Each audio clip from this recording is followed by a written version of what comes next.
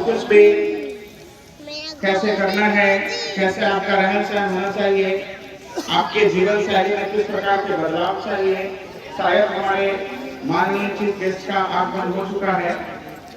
तो my dear students, very welcome.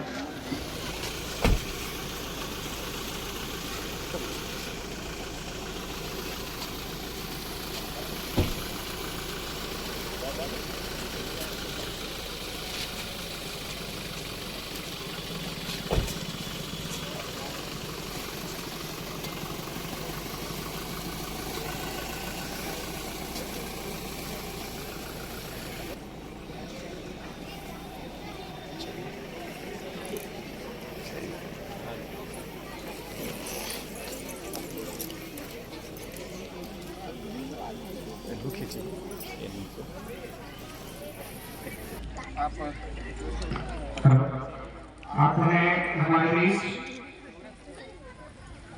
जाने वाले प्रख्यात शिक्षाविद श्री गजेंद्र नारायण जी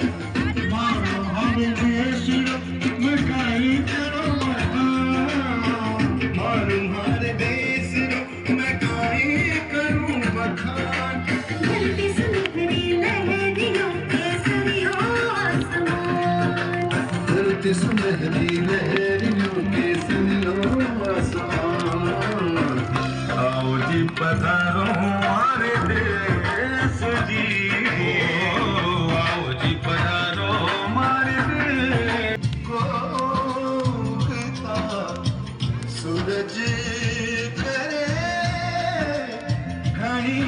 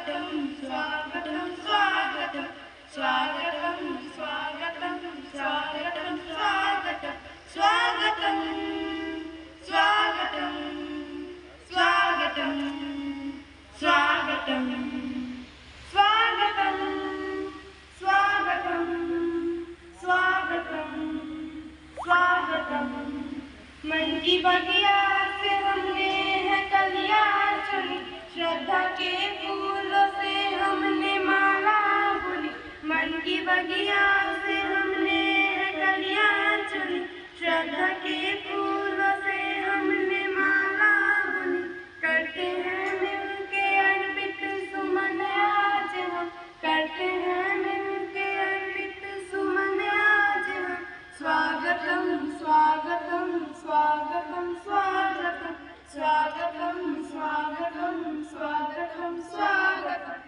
की वीणा से गुंजित ध्वनि मंगलम, मन की वीणा से गुंजित ध्वनि मंगलम। स्वागतम स्वागतम स्वागतम स्वागतम स्वागतम स्वागतम स्वागतम स्वागतम स्वागतम स्वागतम स्वागतम स्वागतम स्वागतम स्वागतम स्वागतम। Thank you.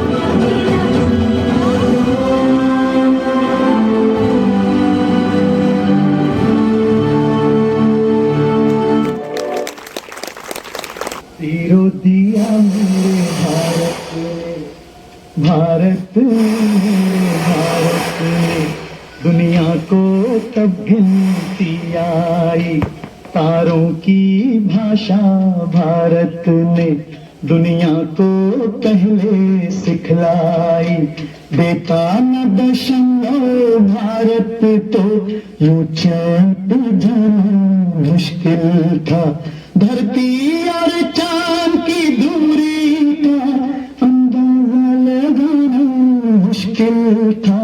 सभ्यता जहाँ पहले आई, सभ्यता जहाँ पहले आई, पहले जन्मी है जहाँ पे कला, आगे बढ़ा बढ़ता ही गया, भगवान करोगे और बढ़े, बढ़ता ही रहे और फूले फले, बढ़ता ही रहे और फूले फले। चुप क्यों हो गए? और सुनाओ।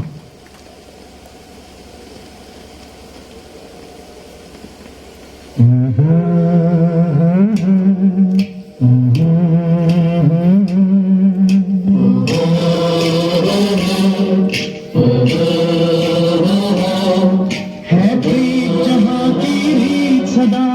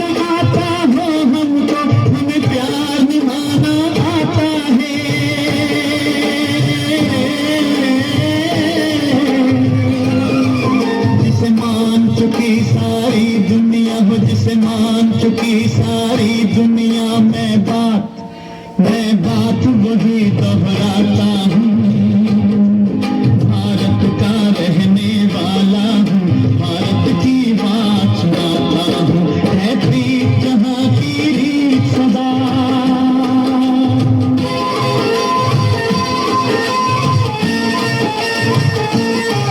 जीते हो किसी ने देश को क्या, हमने तो दिलों को जीता है।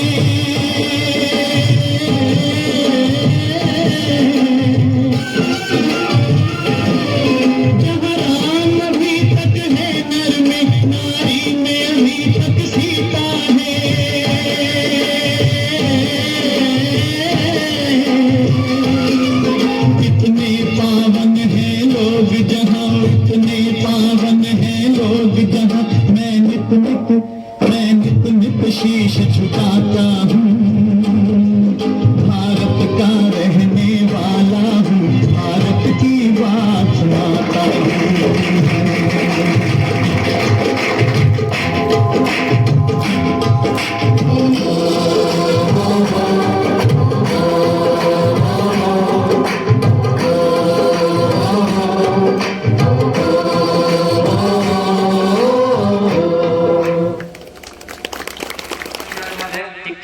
अतिथिगण एवं मेरे प्यारे साथी, आज इस शुभ अवसर पर मैं संदीप कक्षा 10वीं से आप सभी को हमारे चिकित्सा क्षेत्र में हो रहे विकास के बारे में आपको अवगत कराना चाहता हूँ।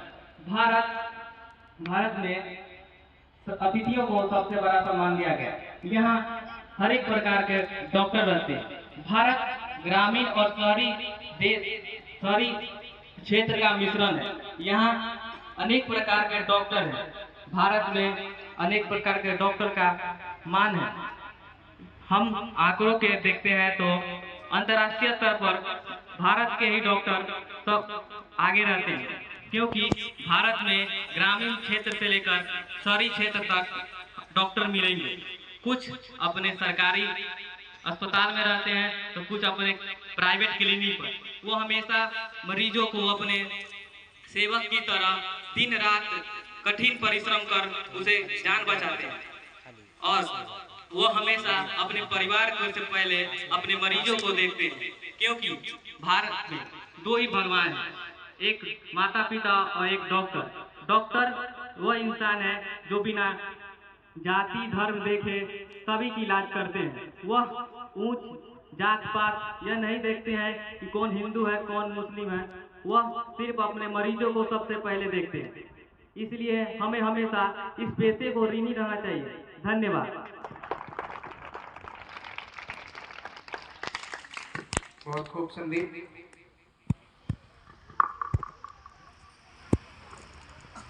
सुप्रभात आदरणीय प्रधानाचार्य महोदय, शिक्षकगण, शिक्षिकागण, अतिथिगण एवं मेरे प्यारे साथियों। मैं ऋषिका कुमारी कक्षा 10वीं की छात्रा हूँ। आज आप सभी जानते हैं कि हमारे विद्यालय में विज्ञान प्रदर्शनी और चिकित्सा शिविर का आयोजन किया गया है और इस अवसर पर मुझे डॉक्टर्स के बारे में कुछ बोलने का मौका मिला है। दुनिया में सबसे अधिक मांग वाले पेशे में से एक निश्चित रूप से डॉक्टर का पेशा होता है। जैसा कि आप सभी जानते हैं कि मनुष्य जीवन में बहुत ही उतार चढ़ाव, कमजोरी, ये सभी चीज़ों से भरा होता है और इसी चीज़ को निपटाने के लिए डॉक्टर का एक पेशा होता है। डॉक्टर बहुत ही महान होते हैं और समाज में ये सबसे सम्मानित लोगों में से एक होते हैं और ये इनके हकदार भी है, क्योंकि ये अपना जीवन पूरा हम लोग पे समर्पित कर देते हैं। और ऐसे डॉक्टर्स को बहुत बहुत नमस्कार, सम्मान लोगों के लिए। डॉक्टर बहुत ही निस्वार्थ भाव से अपना काम करते हैं। डॉक्टर ये बहुत ही दूसरे लोगों का मदद करते हैं और ये महामारी के समय भी पूरी जान से अपने आप को ये नहीं सोचते हैं कि मैं मरूंगा या फिर जिंदा रहूंगा, लेकिन अपने काम पूरी निष्ठा से करते हैं और मरीजों को बचाते हैं। वे अपने मरीज को हमेशा खुश देखना चाहते हैं, उनके मुख पे हमेशा खुशी लाते हैं, उदास लोगों के मुख पे खुशी लाते हैं। ऐसे डॉक्टर को बहुत बहुत धन्यवाद। उन सभी डॉक्टरों को जो आज हमारे देश में हर मरीजों का इलाज करते हैं और उसके जान को पूर्ण रक्षा करते हैं, उन सभी डॉक्टरों को बहुत बहुत धन्यवाद हमारी तरफ से। जिंदगी जीना सिखाते होंगे इंसान को, लेकिन डॉक्टर जिंदा रखते हैं इंसान को।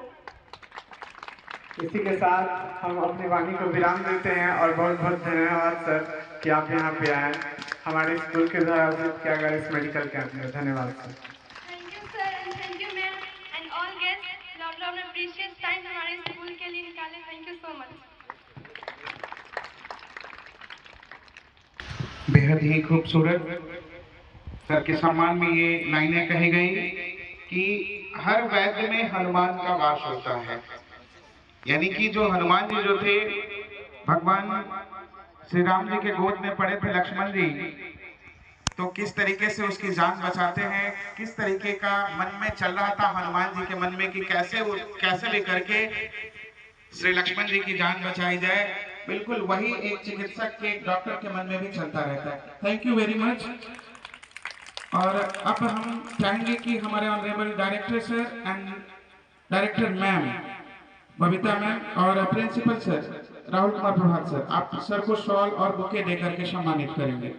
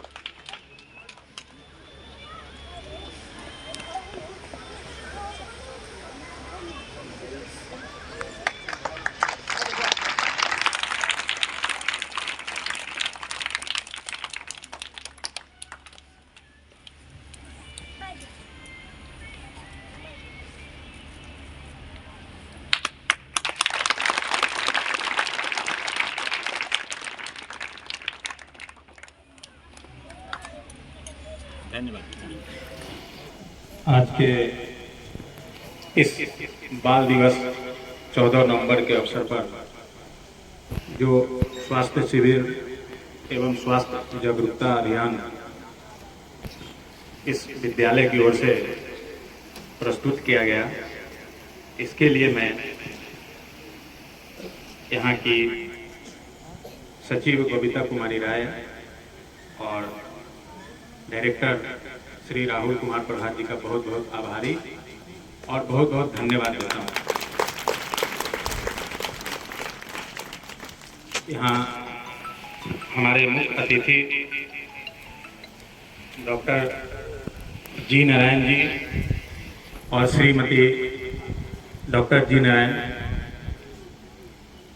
और तमाम अभिभावकगण, शिक्षकगण, शिक्षिकागण, और मेरी ये खुशनसीबी है इस कार्यक्रम में मेरे पिताजी एवं मेरी माताजी दोनों लोग उपस्थित हैं। सब लोगों का स्वागत दिल की गहराइयों से स्वागत करता हूँ।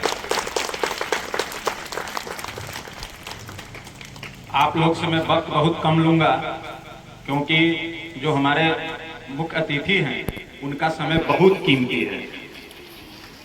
हमारे बीच अभी ये उपस्थित हैं और इनके अस्पताल में बहुत सारे मरीज इनके आने का इंतजार कर रहे होंगे। डॉक्टर जी नारायण जी का ओहदा, पद और नाम बहुत आगे है, बहुत ऊंचा है। अगर आप वैशाली जिले में किसी सर्जन का नाम लेंगे या पता करेंगे, पूछेंगे तो सबसे पहला नाम डॉक्टर जी नारायण जी का आता है। और जब ये सुनता हूँ तो मुझे बहुत खुशी होती है क्योंकि आज से 30 साल पहले, 25 साल पहले, 30 साल पहले जो गजेंद्र नारायण जी हमारे लिए, हम लोग के परिवार के लिए थे, आज भी वैसे ही हैं। कोई भी इनके हृदय में परिवर्तन नहीं आया, कोई बदलाव नहीं आया कि मैं यहाँ पहुँच गया हूँ तो कुछ अंतर आ जाता है बहुत सारे लोगों को, लेकिन नहीं।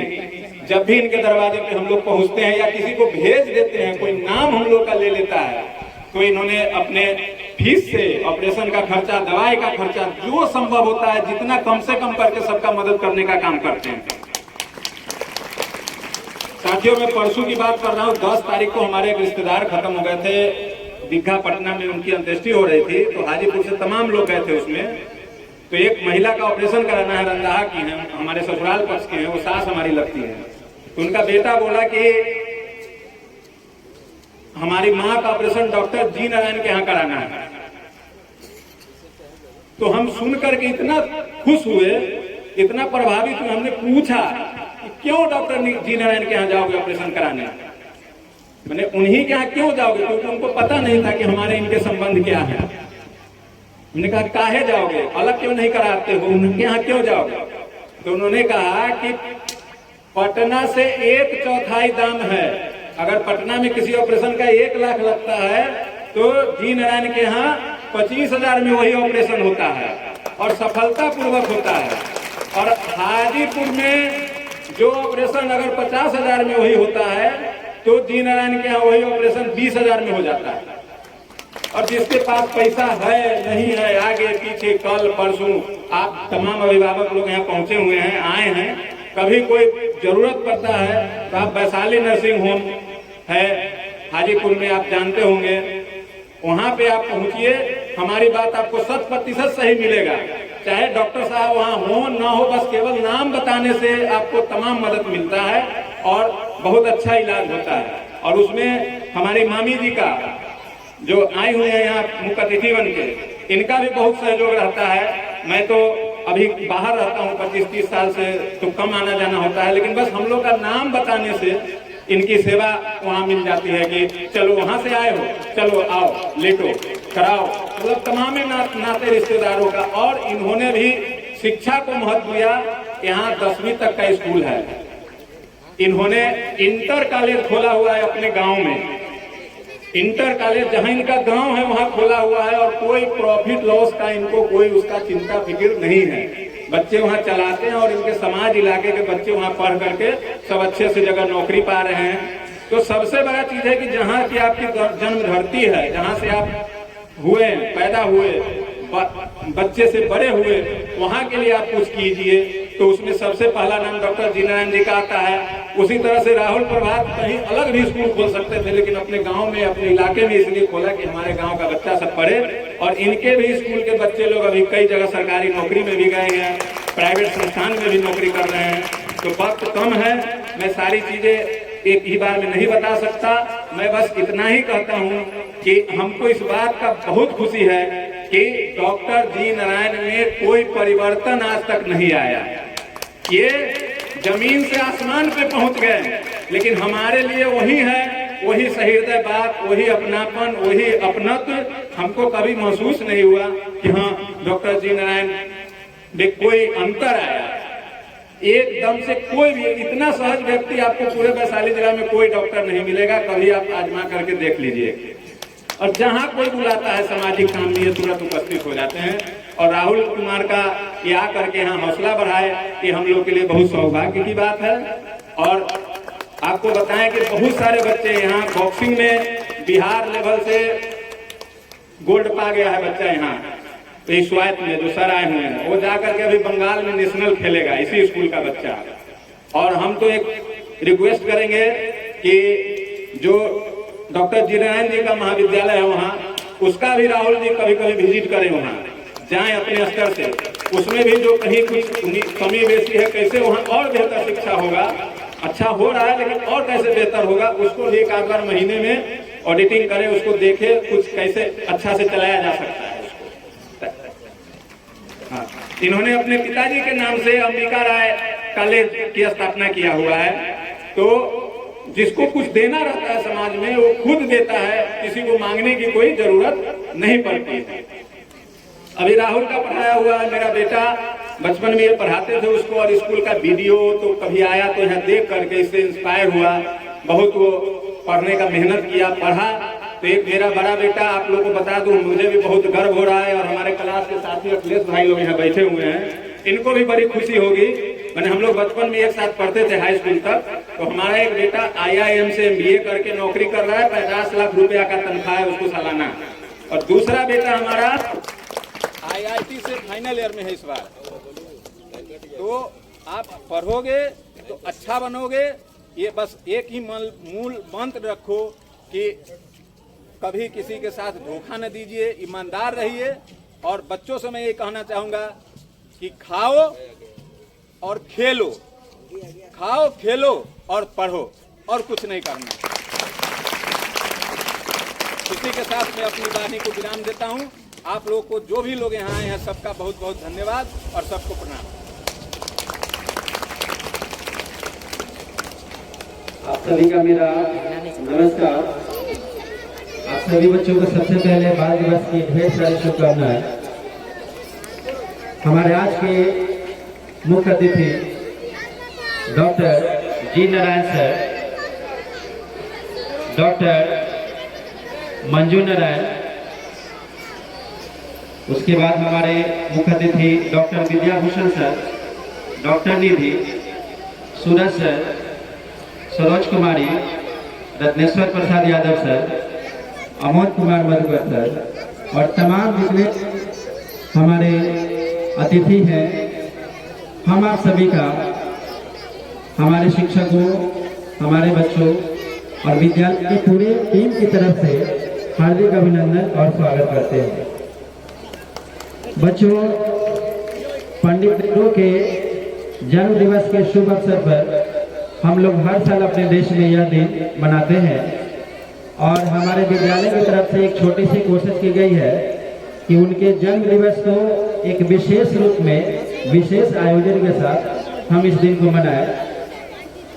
पंडित नेहरू जब हमारा देश आज़ाद हुआ था, कुछ पंक्तियां जो उन्होंने आज़ादी के बाद 12 बजे रात को, जब हमारा देश अंग्रेजों की गुलामी से आज़ाद होकर भारत के पहले प्रधानमंत्री के रूप में उन्होंने छोटा सा भाषण दिया था, उसका कुछ अंश, कुछ वाक्य मैं आपको बताना चाहूँगा।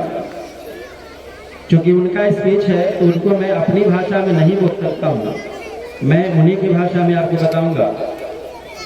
उनके स्पीच का कुछ अंश है। आधी रात में जब इस पहर पूरी दुनिया सो रही है, भारत अपने जीवन और आज़ादी के लिए उठेगा। यह एक सहयोग है कि इस पवित्र अवसर पर हम समर्पण के साथ खुद को भारत और उसकी जनता की सेवा और उससे भी बढ़कर सारी मानवता की सेवा करने की प्रतिज्ञा ले रहे हैं। आज हम जिस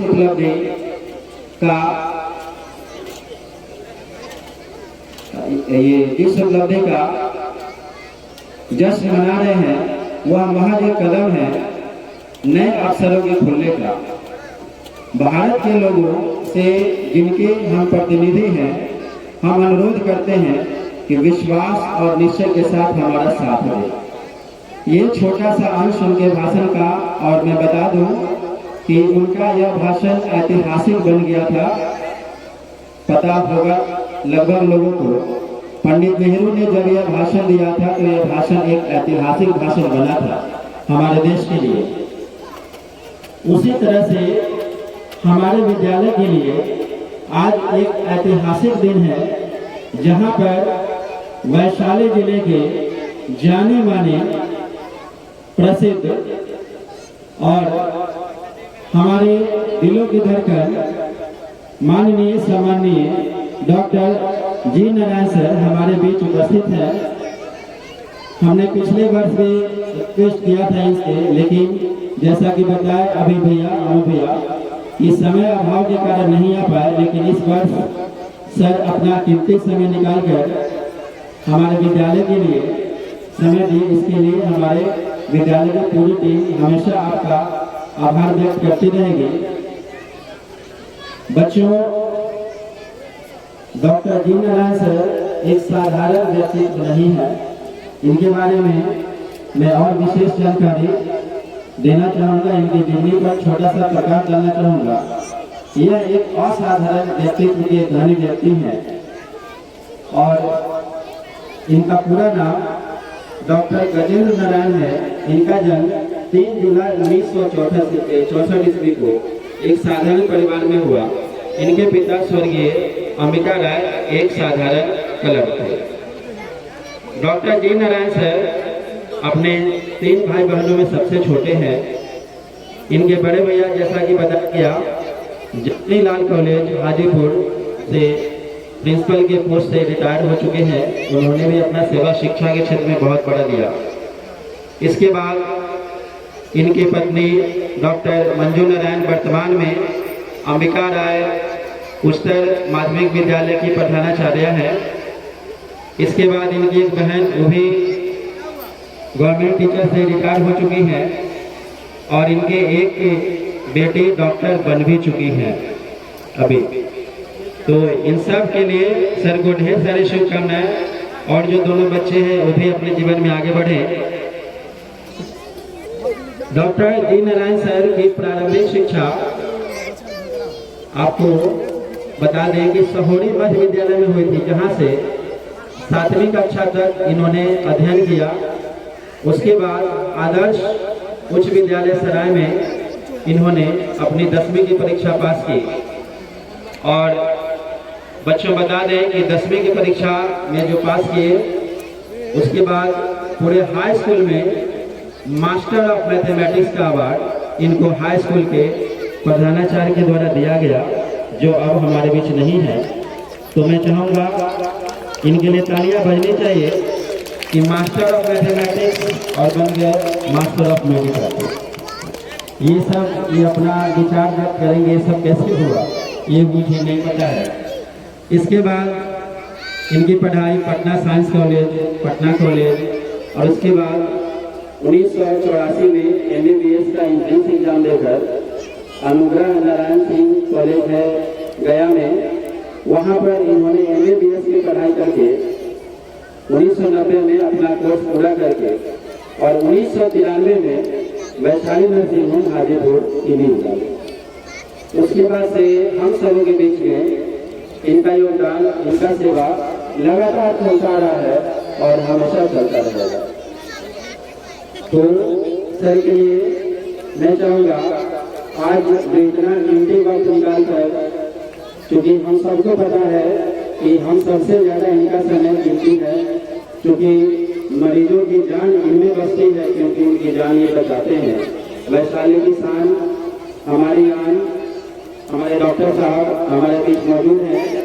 तो अब हम बुलाना चाहेंगे अपने आज के मुख्य अतिथि हमारे माननीय one and only doctor G Narayan sir को, जो हमारे बीच आकर अपने विचार को व्यक्त करेंगे और हमारे बच्चे को मोटिवेट करेंगे कि कैसे शिक्षा की ताकत से, एक कलम की ताकत से यहाँ तक पहुँचे हैं। हम सभी आज इसे प्रेरणा लेंगे और अपने जीवन को इनके जीवन की तरह सरल बनाएंगे और सफल भी बनाएंगे। इनका एक थॉट है कि यदि आप ईमानदारी से मेहनत करेंगे तो उसी हिसाब से आपका फल भी मिलेगा। यानी honest labour is directly proportional to your achievement. ये सर का कहना है। जब भी सर से मिलते हैं मैं भी प्रेरणा लेता हूँ, तो सर के लिए मैं चाहेंगे कि ये जो लेक्चर कर रहे हैं अंदर ले जाए। सोसाइटी की सचिव परमादरणीय पवित्र कुमारी राय है।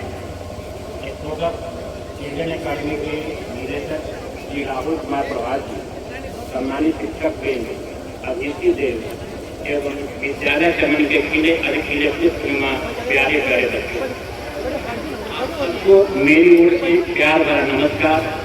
मैं डॉक्टर जी नारायण अपनी ओर से, विद्यालय परिवार की ओर से, रजौली गांव की ओर से आप तमाम महात्माओं का हार्दिक स्वागत, अभिनंदन और आभार प्रकट करता हूँ। खुशनसीबी है मेरी, सौभाग्य है मेरा कि मैं आपके बीच आ पाया, मुझे बुलाया गया।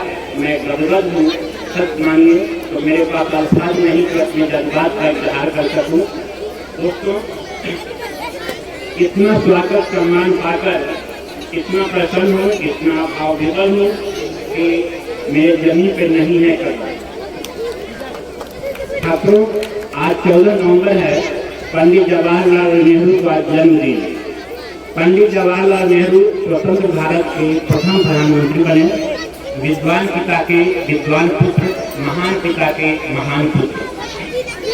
चाचा नेहरू महान मुक्तिदाता, आधुनिक भारत के निर्माता, शांति के अग्रदूत, अनासक्ति, कर्मयोगी एवं सम्मानित व्यक्तित्व के धनी थे। उन्हीं बच्चों से उनको बहुत प्यार था, इसीलिए आज के दिवस को बाल दिवस के विशेषण से विभूषित किया गया है। और आप सभी बच्चे पुलकित हैं, प्रफुल्लित हैं। आप सबको देखकर मैं भी हर्षित हूँ। यह उत्साह, यह सम्मान देखकर, जुनून देखकर अपना भी बचपन याद आया। एक बचपन का जमाना था, एक बचपन का जमाना था जहाँ खुशियों का खजाना था। चाहत चांद पाने की थी, पर दिल तितली का दीवाना था। कहीं पापा के कंधों का तो कभी माँ के आंचल का सहारा था। कभी नंगे पांव वो दौड़ता तो कभी पतंग रूप का अपनाना था। कभी बिन आंसू रोने का तो कभी बात मनवाने का बहाना था। वो बचपन भी कितना सुहाना था, बालकों का अपना भी जमाना था।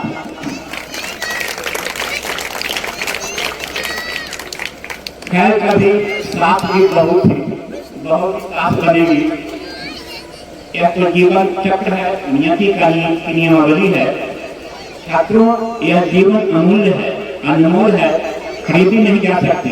ऐसा है कि इस जिंदगी के दो जहां, एक ये जहां, एक वो जहां, बस एक सांस का है फासला। चलती रही तो ये जहां, रुक गई तो वो जहां। जीवन की कभी शोभामान है जब शरीर स्वस्थ है। गुलाब जामुन बीमार व्यक्ति को भी नींद जैसा कड़वा लगता है। बिरयानी भी स्वस्थ शरीर को स्वादिष्ट नहीं लगता। स्वास्थ्य सर्वोत्तम संपत्ति है। इस संपत्ति को सजाने संवारने के लिए आवश्यक है जागरूकता। जागरूकता ही उद्देश्य है इस स्वास्थ्य जीवन का। Prevention is better than cure. कई बीमारियां जो वाटरबोर्न है, यानी जल जनित, जैसे typhoid, cholera, giardia, dysentery, salmonella, सीज़ेरोसिस, हेपेटाइटिस, ई कोलाई। कई बीमारियां जो मिल्क बॉर्न है, दूध जनित, दूध से होता है, जैसे typhoid, scarlet fever, diphtheria, septic throat और इन्फेंटाइल डायरिया। कुछ वायरल डिजीज है जैसे influenza, hepatitis, Covid, small pox, chicken pox, measles, rubella, mumps और एड्स। कुछ कैंसरस बीमारियां हैं जिसका प्रमुख कारण स्मोकिंग है, सिगरेट पीना, जैसे लंग कैंसर। कई बीमारियां मॉस्किटो बॉर्न है यानी मच्छर जनित, जैसे dengue, malaria, filaria, Japanese encephalitis. इन बीमारियों तथा इनके कारणों के प्रति हमें जागरूक होंगे तभी हम स्वस्थ शरीर पा सकेंगे, जैसे आसपास सफाई रखना, मच्छरों से बचना, सिगरेट स्मोकिंग तथा धुएं से बचना, डस्ट यानी गर्दा से दूरी, ध्वनि प्रदूषण से बचाव, कंटेमिनेशन से बचना, व्यायाम, रूटीनली फिजिकल फिटनेस होना चाहिए, इम्यूनाइजेशन की जरूरत है। इन सब चीजों से, बीमारियों से निजात पाया जा सकता है। जागरूकता के लिए आप सबको अपना blood group, blood sugar, serum creatinine, blood urea nitrogen, liver function test, ये सब जानकारी आप सबको रखनी चाहिए। यह आपके लिए हितकर है। इसे अपने तथा अपने घर परिवार के सदस्य को कभी भी जरूरत पड़ने पर रक्तदान देकर अपनी जान बचा सकते हैं। छात्रों, आप सबने विज्ञान प्रदर्शनी लगाई है जो ज्ञानवर्धक है, सैद्धांतिक ज्ञान का व्यवहारिक प्रदर्शन है। विज्ञान के बिना जीवन की कल्पना नहीं की जा सकती। Imagination is more important then knowledge. विज्ञान की तो दिन है, चांद पर का सिरा बनेगा, रेडियो, टीवी, कंप्यूटर, एरोप्लेन आदि इसी वैज्ञानिक सोच और सफलता का परिणाम है। अगर आपके भाई बहन या माता पिता को पैसे की जरूरत अगर सख्त हो जाए तो आप सेकेंडों में पीटीएम के द्वारा देश दुनिया के किसी भाग में इसकी पूर्ति कर सकते हैं। इस जमाने में रुपये की अहमियत तो आप सभी जानते ही हैं। रुपया जमाने का सबसे बड़ा ग्रंथ है। बाबू नफैया सबसे बड़ा नफैया। पैसे की अहमियत तो ऐसी है कि जग में दो जान मिले, जग में भी दो जान मिले, उनमें रुपयों का नाता है। जाता है पर बैठ वहाँ पतला कदर चल जाता है। संगीत छिड़ा है सिक्कों का, संगीत छिड़ा है सिक्कों का, पर मीठी नींद नसीब कहाँ। नींदे तो लूटी रुपयों ने, सपना झंकारों ने लूटा, मेरी दुल्हन सिरातों को 9 लाख सितारों ने लूटा। अगर ये रुपया आपके पास है तो विज्ञान आपकी सेवा में पल के बीच में बैठा है। इस विज्ञान प्रदर्शनी के द्वारा अपना ज्ञान बांट सकते हैं और ज्ञान बांटने से अपना तथा दूसरों का भी ज्ञान वर्धन कर सकते हैं। प्राकृतिक घटनाओं का अवलोकन करके पेड़ से आम को नीचे पृथ्वी पर गिरते देख सर आइजैक न्यूटन ने अपना अध्ययन किया और फिजिक्स के सरताज बने। सर आइंस्टीन साहब भी थ्योरी ऑफ रिलेटिविटी दिया और उनका फॉर्मूला था E=mc², जहाँ C वेलोसिटी ऑफ लाइट है। ठीक है, ऐसे कितने वैज्ञानिक हैं जो अपने अवलोकनों से, ज्ञान से दुनिया को सब कुछ दिया और शिवता के सुधार बने, मानवता के श्रृंगार का बने। चिकित्सा में भी विज्ञान का मूल योगदान है और कई जिंदगी को मौत में तब्दील होने से बचाया जा सकता है। छात्रों, आपका विद्यालय school of children academy Licchavi की राजधानी वैशाली की धरती पर स्थित है। कोलाहल से दूर, वायु प्रदूषण से दूर, ध्वनि प्रदूषण से दूर प्रकृति की गोद में बसा है। स्वच्छ वातावरण, खुली हवा इसकी शोभा बढ़ाती है। कमरों की सजावट नैनाभिराम और मनमोहक है। क्रीड़ांगन, पुस्तकालय, स्मार्ट क्लासेस की सुविधा विद्यालय के पठन पाठन को चार चांद लगाती है। कुशल, अनुभवी एवं विद्वान शिक्षकों की टोली है जो एकेडमी की आन बान और शान है। शैक्षणिक प्रतियोगिताओं में छात्रों ने अपनी शानदार सफलता का परचम लहराया है। छात्रों ने अपने विद्यालय, जिले तथा घर परिवार का नाम रोशन किया है। आपकी अपनी सच्ची लगन, कड़ी मेहनत, त्याग के बल पर यहाँ के शिक्षकों ने साबित कर दिया कि मानव की महानता, पद की प्रमुखता, अधिकार की अधिकता या समृद्धि की सर्वोच्चता में निहित नहीं बल्कि हृदय की विशालता या उदारता में सन्निविष्ट है। फिर क्यों न कहें हम, विद्या मंदिर शांति का शिविर है, करुणा का क्रोध है, ममता की मंजूषा है, ज्ञान की गंगा है और स्नेह का समंदर है। साथ ही वैशाली जिले में मां दुर्गा पूजा समिति द्वारा शिक्षा के क्षेत्र में सर्वश्रेष्ठ पुरस्कार पाने के लिए भारतीय डाक विभाग द्वारा आयोजित क्विज में सीनियर और जूनियर में जिले में दूसरा स्थान पाने के लिए, नृत्य में प्रथम पुरस्कार पाने के लिए और 5वीं बिहार सवाल चैंपियनशिप 2024 को जो मुजफ्फरपुर में हुआ था उसमें बेस्ट स्कूल टीम अवार्ड जीतने के लिए विद्यालय की पूरी टीम को बहुत बहुत बधाई, बहुत बहुत धन्यवाद और ढेर सारी शुभकामनाएं। इसके बाद मयंक प्रभात और साहिल सिंह जो हमारे जिले वैशाली के लिए गोल्ड मेडल जीतने के लिए ढेर सारी बधाइयाँ। और कोलकाता में 7वीं नेशनल सवाल चैंपियनशिप 2024 में बिहार की तरफ से जाने के लिए आशीर्वाद और शुभकामनाएं। आप दोनों जाएं, बिहार के लिए गोल्ड मेडल लाएं, विभू से मेरी विनती है और शुभकामना व्यक्त करते हैं कि आप लोग की सफलता आपकी चरण चुने। इस शानदार सफलता पर इन सभी छात्र छात्राओं एवं शिक्षकों के लिए परवरदिगार से अभिवादन करते हैं कि आप सबों की जिंदगी की रस रंजित, मधुर मंडित एवं विद्युता बंदित धारा बहती रहे, कल कल छल छल फोटो पे खुशी की दीप जलती रहे, युग युग प्रतिदिन प्रतिक्षण प्रतिपल। यह एक दिन की मेहनत का फल नहीं है, बल्कि कई वर्षों तक आपके गुरुजन और विद्यालय के प्रधानाचार्य ने के विशेष परिश्रम, लगन और कठोर मेहनत के फलस्वरूप मिला है। छात्रों, हम मानव सृष्टि के सर्वोत्तम श्रृंगार हैं। हम मानव सृष्टि के सर्वोत्तम श्रृंगार हैं। हमारे जीवन का लक्ष्य है ज्ञान की प्राप्ति, जिसके लिए हम सदैव प्रयत्नशील रहते हैं, क्योंकि हमारे पास बुद्धि है। बुद्धि का स्वभाव है जिज्ञासा। जिज्ञासा की सृष्टि होगी ज्ञान से, और ज्ञान की पराकाष्ठा है आत्मज्ञान का बोध होना, अपनी कमियों को जान पाना। ठीक है, और आत्मज्ञान का सबसे बड़ा शत्रु है मन। मन जो बड़ा उच्छृंखल है, उसकी पुराण शब्दातीत है। मन के बहुतक रंग हैं, छिन छिन बदला कोई, एक रंग में जो रहे ऐसा बेरला कोई। संतुष्ट मन ही दुनिया का सबसे बड़ा धन है। मन की उपज है आपकी सोच, आपके विचार। आपके विचार की पोशाक है आपकी भाषा, आपके बोल, आपकी बोली, आपकी भाषा आपके व्यक्तित्व का दर्पण है। और भाषा की महत्ता तो ऐसी है कि कागा किसका धन है, कागा किसका धन है, बोल किसे धन दे, दो मीठे बोल सुनाई के जब अपनों कर ले। जुबान की हिफाजत दौलत की हिफाजत से ज्यादा मुश्किल है। वाणी का ऐसा आभूषण है जिसका भी हिस्सा नहीं। लफ्जों के भी अपने जायके होते हैं, अपना स्वाद होता है, क्यों ना उसे चक्कर परोसे। इसलिए मधुर भाषा बनिए। मधुर भाषा परिलक्षित होती है आपकी विद्वता से, और विद्वता ही असली ताकत है, असली पूंजी है।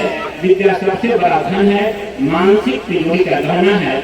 विद्वान प्रशस्ते लोके, विद्वान प्रशस्ते लोके, विद्वान सर्वत्र गौरवम, विद्या लहते सर्वम, विद्या सर्वत्र पूज्यते। इसलिए काग चेष्टा, बको ध्यानम, स्वान मुद्रा, अल्पहारी, गृह त्यागी को अपनाइए। इन गुणों को अपनाइए और विद्या अर्जन में जुट जाइए। अपने गुरुजनों की शरण में रहकर ही अज्ञानता के अंधकार को आप दूर भगा सकते हैं।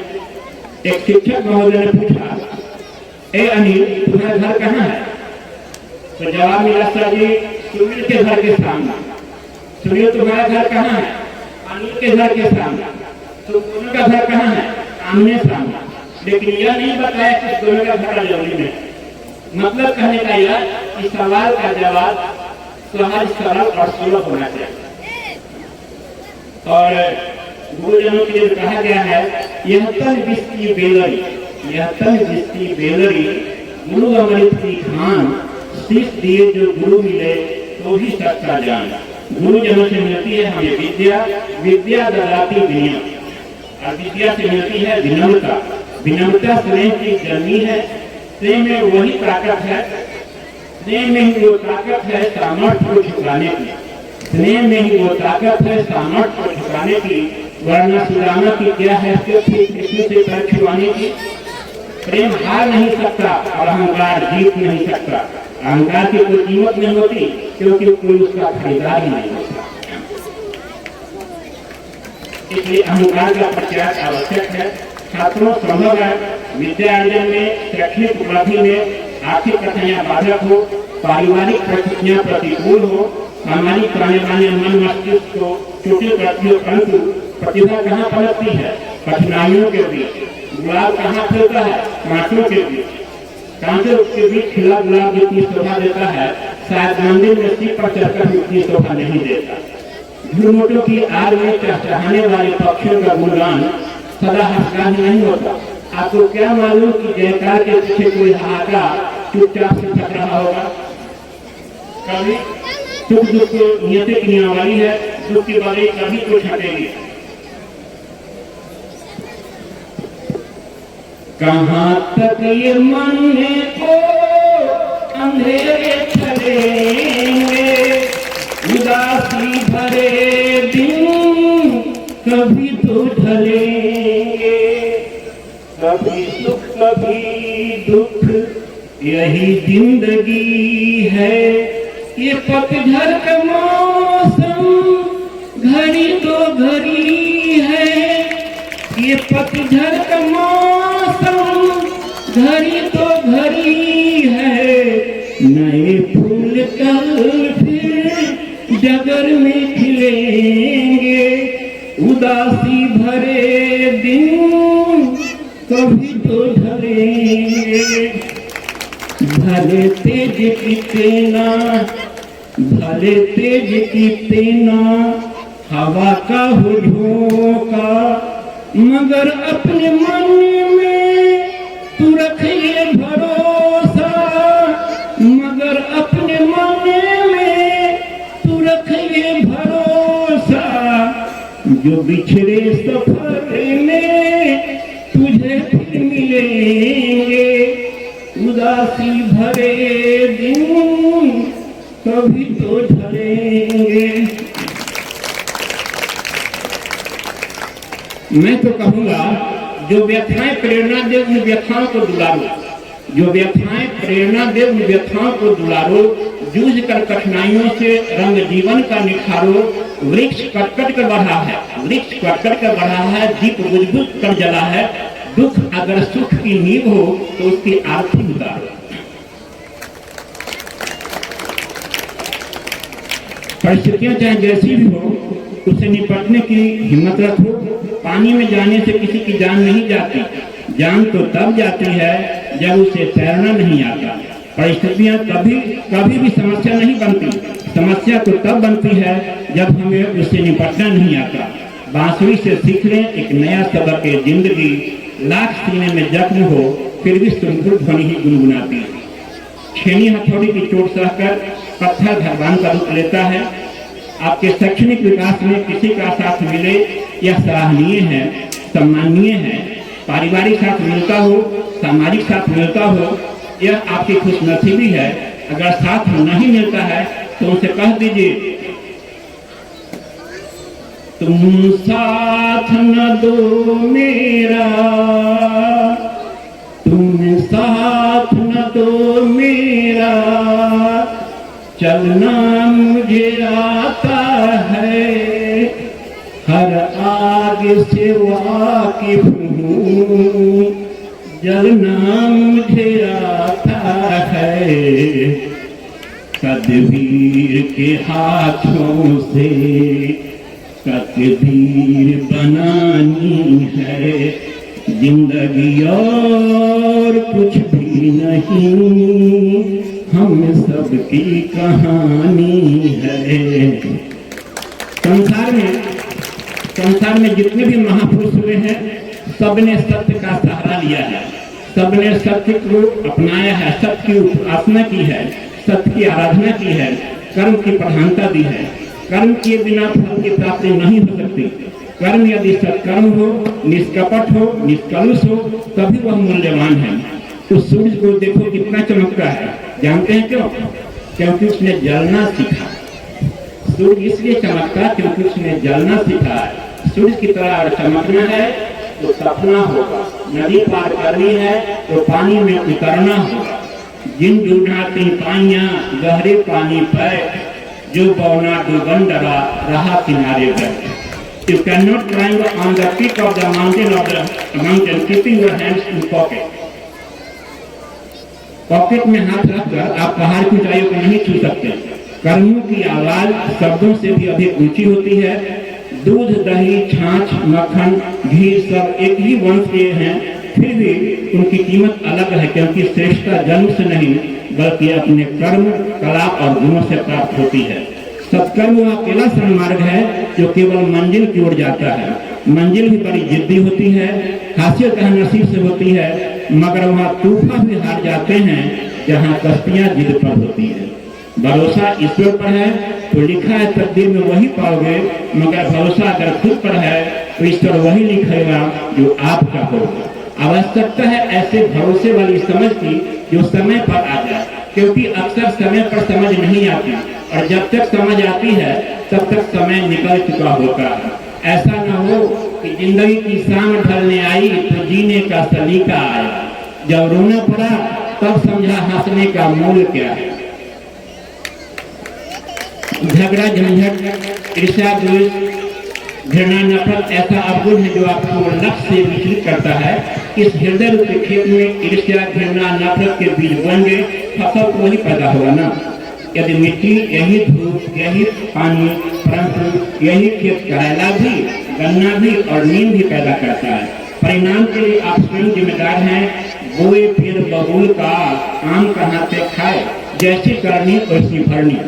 इसलिए बालकों मैं तो कहूँगा, दोस्ती को प्लस करो, दोस्ती को प्लस करो, दुश्मनी को माइनस करो, खुशी को मल्टीप्लाई करो, गम को डिवाइड करो। क्या पता कल हो न हो, इस जीवन को एंजॉय करो। और जीवन सुखद, सरल, स्नेही तभी होगा जब कर्म सकारात्मक और सराहनीय होगा। कर्म किए जा फल की चिंता मत कर, एक इंसान जैसा कर्म करेगा वैसा फल देगा भगवान।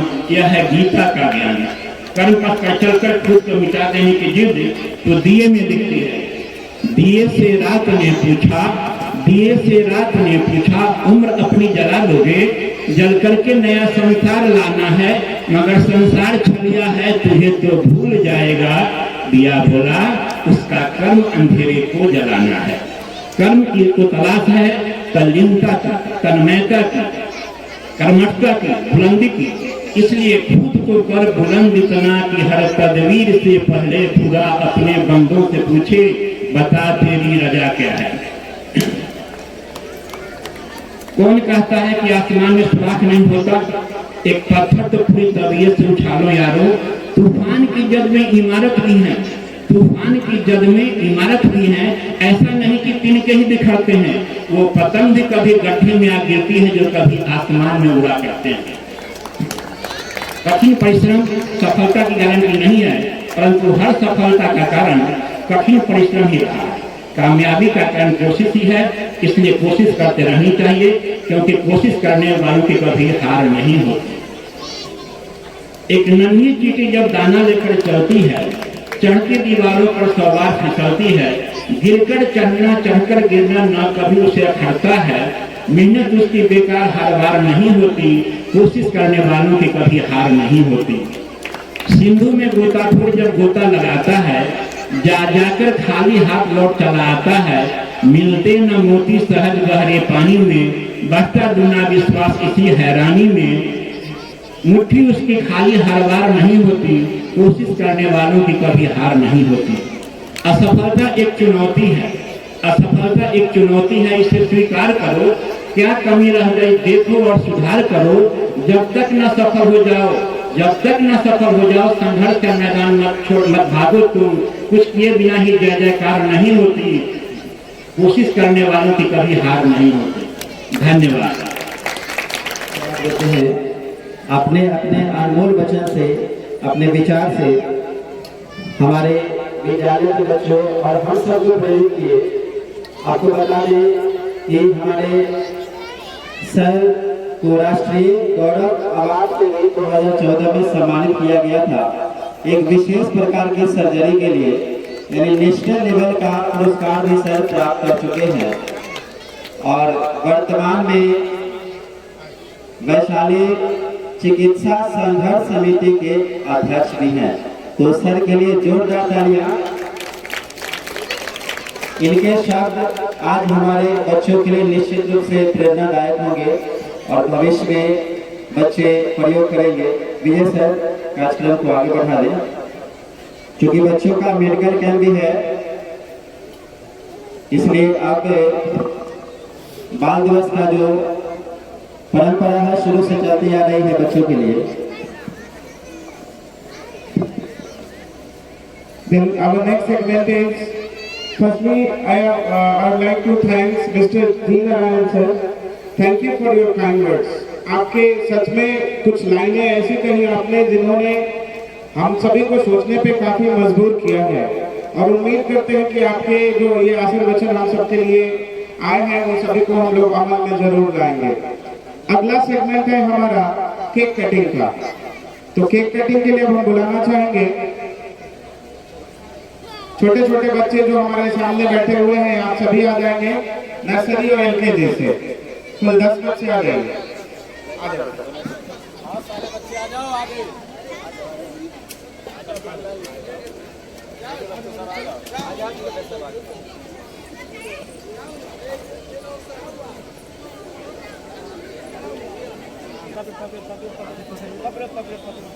वीडियो ले रहे हैं।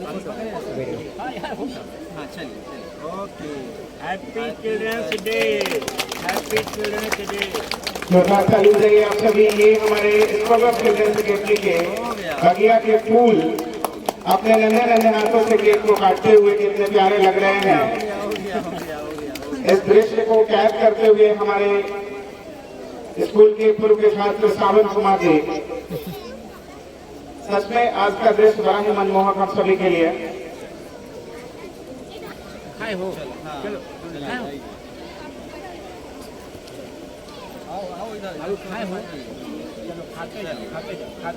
निकलते जाओ, लगाते भी जाओ, आगे वाला ही खा ले रहा है।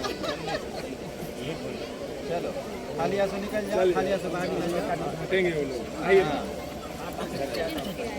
बच्चा कह रहा है कि हमको सब अपने बच्चा लोग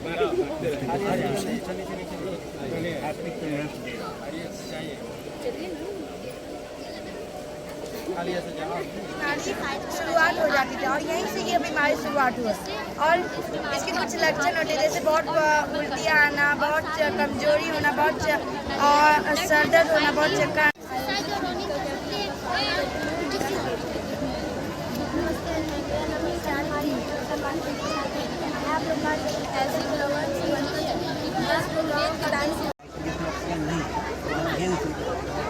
कोई सा एग्जाम्पल जानते हो जिसमें जहाँ भेन से फ्लोर जल जाता हो, कोई एग्जाम्पल जानते हो जिसमें भेन में भेन हमेशा इनको जाता है ना, इनको मतलब ऑक्सीजनेटेड ब्लड, ठीक है। वो ऐसा एग्जाम्पल है जिसमें भेन में जाता हो प्योर पल्मोनरी।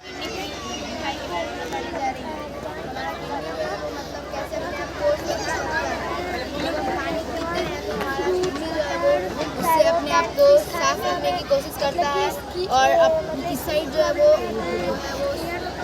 अच्छा खून जो है वो यूकेजी के सभी विद्यार्थी कैंप में आ रहे हैं। यूकेजी के सभी विद्यार्थी डेंटल कैंप में आ रहे हैं। आपको एक गंभीर बीमारी जिसका नाम डायबिटीज है उसके बारे में कुछ बताना। असल में मैं आपको बहुत सारी जानकारी दूँगा डायबिटीज। सबसे पहले तो मैं आपको बता दूँ के साथ साथ हम अच्छी क्वालिटी की लाइफ भी जी सकते हैं।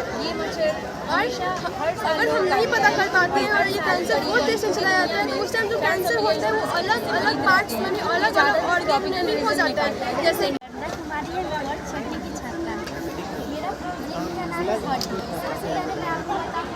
हार्ट वर्क कैसे करता है। सबसे पहले लंग्स जो डीऑक्सीजनेटेड ब्लड है, जो ब्लू वाला है, डीऑक्सीजनेटेड ब्लड को ऑक्सीजनेटेड ब्लड में कन्वर्ट करता है। ये कैसे?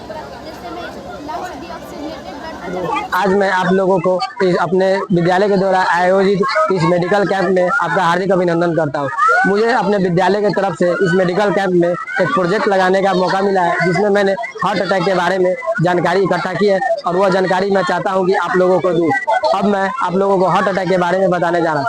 हार्ट अटैक के बारे में बताने से पहले मैं चाहता हूं कि आप लोगों को हार्ट के बारे में बताऊं, जिसको हिंदी में हम लोग हृदय करते हैं। मैं चाहता हूँ कि हृदय काम कैसे करता है, हृदय का काम क्या है, हृदय का स्ट्रक्चर और फंक्शन क्या है, इसे सबसे पहले मैं आपको बताना चाहता हूँ। तो आइए शुरू करते हैं। हार्ट हमारे शरीर का वह अंग है जो हमारे पूरे शरीर में रक्त संचालन का कार्य करता है। हार्ट हमारे शरीर का एक बहुत महत्वपूर्ण अंग है जो कि पूरे शरीर में रक्त संचालन करता है और रक्त के साथ कार्बन डाइऑक्साइड को हमारे शरीर से बाहर निकालता है और ऑक्सीजन को हमारे सभी अंगों तक भेजता है। ऑक्सीजन के साथ हमारे सभी शरीर के सभी अंगों तक न्यूट्रिशन को भी पहुंचाने का काम रक्त ही करता है, जो कि हमारे हार्ट के द्वारा पंप किया जाता है। अब यह हार्ट काम कैसे करता है ये मैं आप लोगों को बताने जा रहा हूँ। सबसे पहले तो मैं आपको दिखाना चाहूंगा कि हार्ट होता कैसा है। तो आप लोग यहाँ देख सकते हैं हार्ट की बाहर से हार्ट दिखने में कुछ ऐसा होता है। अगर हम इसको अंदर से देखें तो वही ये कुछ ऐसा दिखाई देता है, जिसमें बहुत से पार्ट है और यह पार्ट पल्मोनरी वेन है, राइट आर्टरियम है, पल्मोनरी वेल्व है और भी अधिक पार्ट्स है। अब आपको बताने जा रहा हूँ कि यह काम कैसे करता है। हमारे शरीर से आप देख सकते हैं कि हमारे शरीर में पूरे कितने चैनल है रक्त के। यहाँ से हमारे शरीर से पूरा डीऑक्सीजनेटेड ब्लड को निकाला जाता है और इस डीऑक्सीजनेटेड ब्लड को पल्मोनरी वेन के थ्रू, पल्मोनरी आर्टरीज के थ्रू हमारे राइट आर्टरियम में भेजा जाता है और उसके बाद राइट आर्टरियम से राइट वेंट्रिकल में जाता है और वहां से पंप होकर यह ब्लड सीधे लंग्स की ओर चला जाता है। फिर लंग्स में यह ब्लड साफ होकर लंग्स से हमारे पल्मोनरी वेन के थ्रू लेफ्ट आर्टरियम में आता है और लेफ्ट आर्टरियम से लेफ्ट वेंट्रिकल में आता है। फिर यह पंप होता है और पंप होने के बाद यह ब्लड एरोटा के थ्रू पूरा शरीर में चला जाता है। नमस्ते, मेरा नाम अंशिका राय है। आज मैं आप सभी को नॉन अल्कोहलिक फैटी लीवर के बारे में बताने जा रही हूँ। जब लीवर वसा को संसाधित और विघटित नहीं करता है जैसा कि उसे सामान्य रूप से करना चाहिए, तब हमारे शरीर में फैटी लीवर हो जाता है। और इससे दिक्कत हमें ये है कि हमारे लीवर में वो एक सूजन पैदा कर देता है और फाइब्रोसिस का निशान भी पैदा कर देता है। और इसके जो सिम्टम्स है वो कई लोगों में नहीं देखे गए हैं। अधिकतर लोगों में देखे गए हैं कि हमारे शरीर के पेट के दाहिने ऊपरी हिस्से में दर्द होना या फिर भारीपन महसूस होना, शरीर में कमजोरी होना या वजन घटना। और इससे बचने के लिए हमें एंटी डायबिटिक मेडिकेशन, विटामिन और अन्य पूरक आहार भी लेना चाहिए और हमें कार्बोहाइड्रेट डाइट्स और चर्बी भी कम करना चाहिए। अभी इंडिया में लगभग 10 मिलियन लोगों को हर साल ये बीमारी हो रही है और इससे बचने के लिए हमें डॉक्टर से भी संपर्क करना चाहिए और लैब टेस्ट हर 4 महीने पर करवाना चाहिए। धन्यवाद। मेरा नाम तानिया रानी है। मैं कक्षा 6वीं की छात्रा हूँ। आज मैं आप सभी को हेपेटाइटिस बी के बारे में बताने जा रही हूँ। हेपेटाइटिस बी एक वायरस है जो HBV नामक वायरस के कारण होता है। हेपेटाइटिस बी लीवर को प्रभावित करता है। HBV के संपर्क में आने वाले 95% लोग बिना दवा खाए 6 महीने के भीतर पूरी तरह से ठीक हो जाते हैं। HBV के कारण लीवर में सूजन होता है जो उसे ठीक से काम करने से रोकता है। हेपेटाइटिस फैलने वाली बीमारी है, वो एक दूसरे से फैलती है, साथ में रहने से भी फैलता है। हेपेटाइटिस 2 प्रकार के होते हैं, acute hepatitis, chronic hepatitis. Acute hepatitis वो होता है जो 6 महीने के भीतर पूरी तरह से ठीक हो जाता है। क्रॉनिक हेपेटाइटिस वो होता है जो 6 महीने के बाद भी हमारे शरीर और लीवर में बढ़ते रहता है, उसे क्रॉनिक हेपेटाइटिस कहते हैं। अगर हेपेटाइटिस बचपन में हमारे शरीर के अंदर चला गया तो इम्यून सिस्टम उतना डेवलप नहीं हो पाता है, जिसके कारण वह शरीर से बाहर नहीं निकल पाता है और वो धीरे धीरे शरीर में बढ़ते रहता है। अगर क्रॉनिक हेपेटाइटिस लंबे समय से हमारे शरीर में है तो उसके कारण लीवर सिरोसिस भी हो सकता है। मेरा नाम त्रिशा कुमारी है। मैं वर्ग 6वीं की छात्रा हूँ। आज मेरे पास एक टॉपिक है जिसका नाम है लिवर कैंसर। कैंसर जो कि एक लीवर के सेल में जाकर के और उसमें डेवलप होने लगता है तो उससे लिवर कैंसर हो जाता है। इसका सिम्टम्स यह है कि मतलब कि बहुत से लोगों को पहले स्टेज में नहीं पता चलता है कि इसके सिम्टम्स क्या है और उन्हें पता भी नहीं चलता है। जैसे जैसे वो आगे बढ़ने लगते हैं वैसे उनके मतलब जो सिम्टम्स है, साइन है, वो दिखने लगते हैं। जैसे कि यहाँ पे है कि उनका जो वजन है वो घटने लगता है, फिर यहाँ पे एपेटाइट की कमी होने लगती है, फिर उल्टी आने लगती है, फिर जॉन्डिस होती है।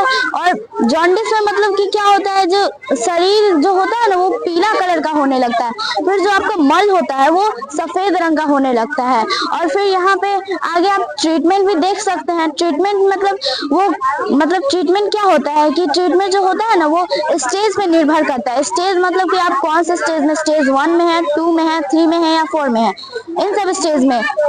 और इसके बाद स्टेज में क्या है कि देखिए कि अगर ट्रीटमेंट होता है तो अगर आप स्टेज 1 और 2 में है तो उसमें अगर आपको कैंसर जिस पार्ट में हुआ है, लिवर के जिस पार्ट में हुआ है, तो उस पार्ट को आप काट करके हटा सकते हैं, तो इससे भी हो सकता है। और ट्रांसप्लांट होता है, कीमोथेरेपी होता है और बहुत से केसेस में रेडिएशन होता है। आगे क्या है, आगे मेडिकेशन में मतलब एक कीमोथेरेपी होता है जो कि एक ड्रग ट्रीटमेंट होता है। ड्रग ट्रीटमेंट क्या किस लिए होता है, क्योंकि वो जो फास्ट ग्रोइंग सेल होते हैं, जो मतलब तेजी से उभरने वाले, मतलब तेजी से काम करने वाले जो सेल होते हैं, कोशिका होते हैं, उन लोगों को मार हटाने का काम करता है। हाँ, तो आगे क्या है, सर्जरी में है लीवर ट्रांसप्लांटेशन और एक हेपाटेक्टोमी जो डॉक्टर्स करते हैं, जो बड़े बड़े सर्जन सब होते हैं वो लोग करते हैं। उसके बाद यहाँ पे आप देख सकते हैं, यहाँ पे स्टेजेस, लिवर डैमेज का फोटो है, स्टेजेस है। हेल्दी लिवर होता है पहले, उसके बाद फैटी लिवर, फिर फाइब्रोसिस लिवर, उसके बाद सिरोसिस, उसके बाद लिवर कैंसर, ऐसे होता है। उसके बाद लिवर कैंसर का यहाँ पे फोटो दिखाया जा रहा है, ये है हेल्दी लिवर का और ये है लिवर कैंसर का। यहाँ पे स्टेजेस है, स्टेजेस कितने होते हैं इसमें, स्टेज 1 होते हैं, स्टेज 2 होते हैं, स्टेज 3 होते हैं, स्टेज 4 होते हैं। Thank you. कृति वर्ग 10वीं से आज मैं आपको COPD नामक डिजीज के बारे में बताने जा रही हूँ। COPD chronic obstructive pulmonary disease. इस डिजीज में हमें लंबे समय से सांस लेने और छोड़ने में दिक्कत होती है। इसमें इंक्लूड होता है क्रॉनिक ब्रोंकाइटिस, जो ट्रैकिया नामक एक पाइप होता है, उसको विंड पाइप भी कहते हैं। तो उससे 2 ब्रांचेस रिलीज होती है जिसको हम ब्रोंकाई कहते हैं। तो ब्रोंकाई जो होता है वो सेल से बना होता है, तो सेल्स के ऊपर lining hair like structure present होता है, लाइनिंग टाइप, उसको हम सीलिया कहते हैं। सीलिया का काम होता है म्यूकस को ट्रैकिया की तरफ धकेलना। म्यूकस क्या होता है, तो जो हम बाहर जो फेंकते हैं उसी को म्यूकस कहते हैं। तो वो म्यूकस जब ज्यादा रिलीज हो जाता है तो हम बाहर, सीलिया जो है वो उसको ट्रैकिया की तरफ नहीं धकेल पाता और वो वहीं पे रह जाता है, जिससे हमें सांस लेने में दिक्कत होती है। दूसरा आता है इम्फेसिमा में, जो जैसा मैंने आपको कहा कि 2 ब्रांचेस रिलीज होती है, उसको ब्रोंकाई कहते हैं। फर्दर मोर उसका आगे और भी ब्रांचेस रिलीज होता है, उसको हम ब्रोंकियोस कहते हैं। ब्रोंकियोस का जो टिप होता है उस पे एल्वियोलर सैक प्रेजेंट होता है, एल्वियोलर सैक के अंदर एल्वियोली प्रेजेंट होता है। एल्वियोली बल्ब लाइक स्ट्रक्चर होता है उसका, वो बैलून की तरह होता है। जिस तरह बैलून में हवा भरते हैं तो वो फूलता है और फिर हवा जब निकल जाता है तो वो फिर पिचक जाता है, बिल्कुल वैसा ही उसका हाल है। उसमें जो इलास्टिसिटी होता है एल्वियोलर का वो खत्म हो जाता है, जिसके वजह से वो फूल नहीं पाता और हमारी सांस पूरी तरीके से बाहर नहीं निकल पाती है। तीसरा आता है ब्रोंकाइटिस में जो म्यूकस है वो ब्रोंकियोल्स में चिपक जाता है। नमस्ते, मेरा नाम नर्मदा कुमारी है, मैं वर्ग 6वीं की छात्रा हूँ। मेरा प्रोजेक्ट का नाम बिलियर्ड्रेसिया और हार्ट डिजीज है। पहले मैं आपको बिलियर्ड्रेसिया के बारे में बताऊंगी। बिलियर्ड्रेसिया होता क्या है? बिलियर्ड्रेसिया एक डिजीज है। बिलियर्ड्रेसिया क्या है? बिलियर्ड्रेसिया अविवर्ता यकृत और पित्त नालिकाओं की एक दुर्बल बीमारी है जो शिशुओं में होता है। इस बीमारी में पीलिया, त्वचा का पीला पड़ना, और यह बीमारी जीवन के पहले 4 से 8 सप्ताह में शुरू होने वाला पीला मल है। उसके बाद कोई भी बच्चे को बिलियर्ड्रेसिया होता है तो हम लोग कैसे जानेंगे कि कोई भी बच्चे को बिलियर्ड्रेसिया हुआ है? तो इसके कुछ लक्षण है। बिलियर्ड्रेसिया से पीड़ित बच्चे जन्म के समय स्वस्थ दिखाई देते हैं। इसके लक्षण आमतौर पर जीवन के 2 महीनों में कभी भी दिखाई दे देते हैं। जीवन के पहले 2 महीनों में कभी भी दिखाई दे देते हैं। उसके बाद इसके लक्षणों में शामिल है पीलिया, गहरे रंग का मूत्र और सफेद या मिट्टी रंग का मल। उसके बाद बिलियर्ड्रेसिया का स्वस्थ बढ़ने पर वजन का कम होना और चिड़चिड़ापन विकसित होना। उसके बाद कोई भी बीमारी होता है तो उसका क्या कारण है? बिलियर्ड्रेसिया के कारण को पूरी तरह से नहीं समझा जा सकता, लेकिन यह बीमारी कुछ बच्चों को हो सकता है क्योंकि गर्भ व्यवस्था के दौरान नालिकाएं ठीक से न बनी। उसके बाद बिलियर्ड्रेसिया बिलियर्डेसिया का ट्रीटमेंट क्या है। बिलियर्डेसिया का ट्रीटमेंट हमें कुछ इम्पोर्टेंट यानी महत्वपूर्ण सर्जरी की आवश्यकता होती है, जैसे रक्त परीक्षण, उसके बाद पेट के अल्ट्रासाउंड और एक विशेष प्रकार की एक्सरे का भी जरूरत होता है। उसके बाद मेरा दूसरा प्रोजेक्ट है हार्ट डिजीज। पहले मैं आपको बताऊंगी हार्ट का मतलब फंक्शंस। पहले मैं आपको बताऊंगी लंग्स का वर्क। लंग्स क्या। नमस्ते, मैं रानी कुमारी कक्षा 6वीं से। आज मैं आपको जॉन्डिस मतलब पीलिया के बारे में बताने जा रही हूँ। पीलिया एक ऐसी स्थिति है जिसमें त्वचा, आंखों का सफेद हिस्सा और शरीर के तरल पदार्थ पीले रंग के हो जाते हैं। ये तब होता है जब रक्त में बिलिरुबिन की मात्रा बहुत ज्यादा हो जाती है। बिलिरुबिन एक पीला पदार्थ होता है जो लाल रक्त कोशिकाओं के टूटने पर बनता है। आमतौर पर लीवर बिलिरुबिन को संसाधित करके उसे पित्त में बदल देता है और फिर उसे पाचन करना छोड़ देता है। जॉन्डिस तब होता है जब लीवर बिलिरुबिन को संसाधित करने में असमर्थ होता है।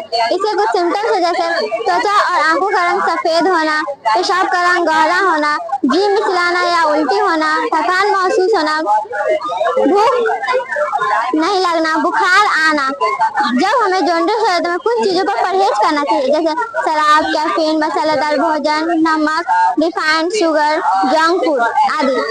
जॉन्डिस होने पर हमें सबसे ज्यादा चावल, व्हीट, क्विनोआ जैसे होल ग्रेन का सेवन करना चाहिए। धन्यवाद। Good afternoon all of you. My name is Ma'am Frost from Standard 6. Today I told about dental cavities. Dental caries are commonly known as tooth decay or cavities. It is a multifactorial disease characterized by demineralization of the tooth enamel and subsequent destruction of the tooth structure. Causes of dental cavities. ये जो होता है इसका cause ये प्लेक्यू से बनता है और एक दाग रहता है, चिपचिपा सा हो जाएगा दांत पे जब हम लोग ब्रश नहीं करेंगे और लगातार दांत को साफ नहीं करेंगे। दूसरा है lack of fluoride. Fluoride is crucial avoiding cavities and strengthening our teeth. When there is enough fluoride tooth decay is more likely to occur. Next, dry mouth. Dry mouth saliva helps neutralise acid and wash many food particles. A dry mouth is caused by certain medication or medical condition. Increase the risk of cavities. The symptoms of dental cavities are pain, a toothache or itchy feeling, especially after drinking, eating something hot, cold or sweet. Pains, stains, white, brown and black stains on the teeth. Sensitivity, teeth that are sensitive to hot, cold foods and drinks. Thank you. नमस्ते, मैं प्रज्वल प्रभात कक्षा 6 से आपको cirrhosis बीमारी के बारे में बताने जा रहा हूँ। सिरोसिस एक बीमारी है जो कि हमारे लीवर में होता है। ये बीमारी तब होता है जब हमारे लीवर के स्कार टिश्यूज हेल्दी टिश्यूज को रिप्लेस करता है।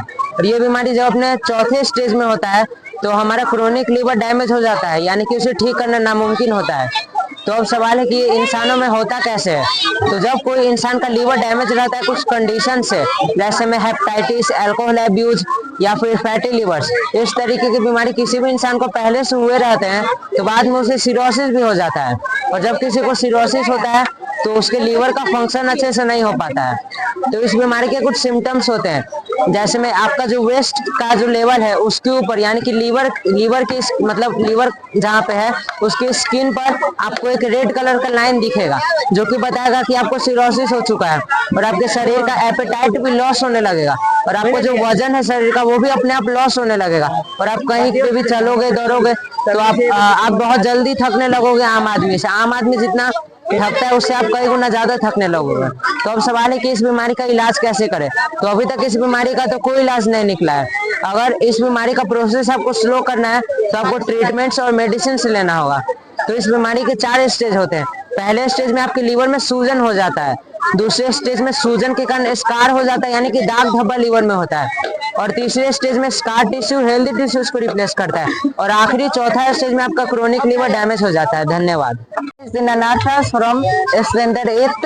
My project name is wastewater treatment plant. A wastewater treatment plant is a facility that cleans and purifies wastewater from households, industries and other sources before releasing it back into the environment.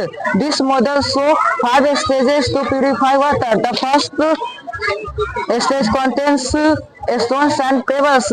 It removes the large impurities and contamination of the water. And the second stage contains large gravel. It is remove the medium-sized impurities of the water. And the third stage contains charcoal. It removes the toxins of the water without separating salt and other minerals. And the fourth stage contains sand. It is a good water filter because it removes the impurities of the water. And the fifth stage contains cotton. It is a good water filter because of its 3D structure. After all 5 stages, purify water collected in a separate tank and then used in a household work and the agriculture work. Oh, thank you. Namaste, my name is Saul Kumar from Standard 8. Today I get the opportunity to tell something about neurological disease. Firstly, I welcome you in our science exhibition and medical camp organized by our school. My topic is neurological issue. Neurological issue is medically defined as the disorder that can affect the brain as well as the other nerves found throughout the body. Structural, biochemical and electrical abnormalities in the brain can cause several symptoms in the body.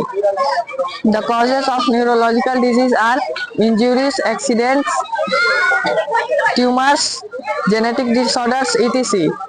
The symptoms of neurological disease are more sleeping, hypersomnia, insomnia, loss of hearing, ear damage, loss of eye and eye damage. Thank you. मैं आप सबके बीच school के द्वारा आयोजित किया medical camp में स्वागत करता हूं। मुझे टॉपिक मिला है चिकन पॉक्स।